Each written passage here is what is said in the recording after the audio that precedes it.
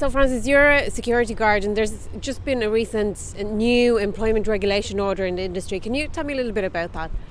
Yeah, first of all, I want to say that for anybody who has basically this increase is for those who are on 1165 from June 2019. I can understand why people will feel like relieved, because the 85 cent increase up from 1165 to 1250 will be about a 7.3 or 7.3 pay increase, and the next one will be in February of next year, which will bring another 0.40 up to 12.90. I can understand why people might feel relieved about it, but in reality, I have to say I'm red hot mad about it, because with the cost of living the way it is, and with prices going up, house rent, food, electricity, petrol, gas, the whole lot, it's in reality we'll see by February of next year. But I'm predicting, and I'm no economist, but I could see at least a 10% pay instead of being a pay increase, as the established media will paint it as, but in reality it'd be a 10% plus pay cut. So rather than talk about it as a pay increase, we need to talk about the euro being a pay cut rather than the pay increase. Okay, and you're involved in a campaign of security workers. Can you tell me a little bit again about that? Some people might have already heard you talk about it, but I think it's important to get the word out there. Yeah, we're 6 months old now. In February we set up Security Officers United campaign. We currently have Dublin and Limerick campaigns working side by side, and we're working very well. We're trying to get out things like the Working Place Act, what are your rights, and basically to point out to security officers who are afraid to take on their employer, be it the big companies who I won't name for legal reasons, including my own job, but basically to state that if they look very closely at some job advertisements, for example, there was a job advertised in Cork for close to €18, and the same company offered a €500 signing on bonus.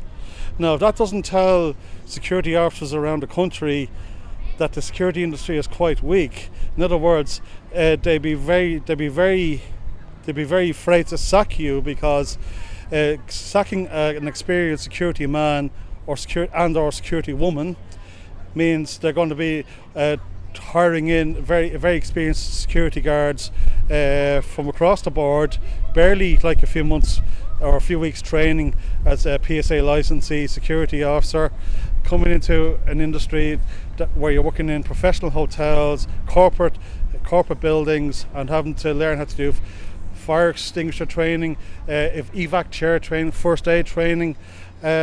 Lots of these companies say they have they're the best training facilities, but in reality they don't. And the thing is, now's a good time to fight for the €15 and the actual €15 bare minimum wage, not a 12.05 plus a Sunday rate of $3.44 on top of that, which would technically say, well, it is €15, but it's not €15 every shift. It's 12.05 or 11.65 if you work for particular companies. But we need to deal with the €15 advertised jobs that some companies are. You see them on Indeed.ie and Dublin Jobs. They're not €15 per hour. They're 12.05 plus a Sunday allowance, and that needs to be stopped. The security industry needs to be challenged, and the trade union movement also dealing with the ERO going forward after February. They have to fight for the bare minimum €15 an hour, because as I say, that security industry is very weak.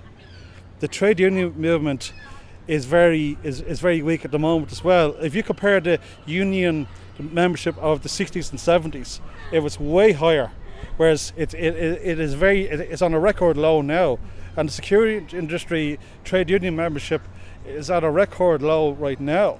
And that's why Security Officers United campaign is very important because it's a bridging campaign because I'm a member of SIP2, and I want people to join the trade union movement, but I also want, in a non-sectarian way, I want people not only to join SIP2, I want people to get involved in unions like Unite and the Independent Workers Union. So it's to build up union density so that we have stronger unions. Francis, what do you want to say to other security workers out there?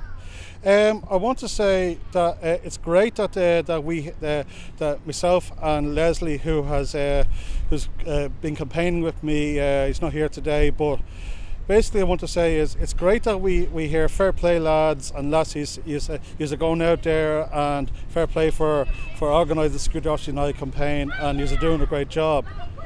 But the thing is, we want yous to get involved in this campaign, because this is for yous as well as it is for us.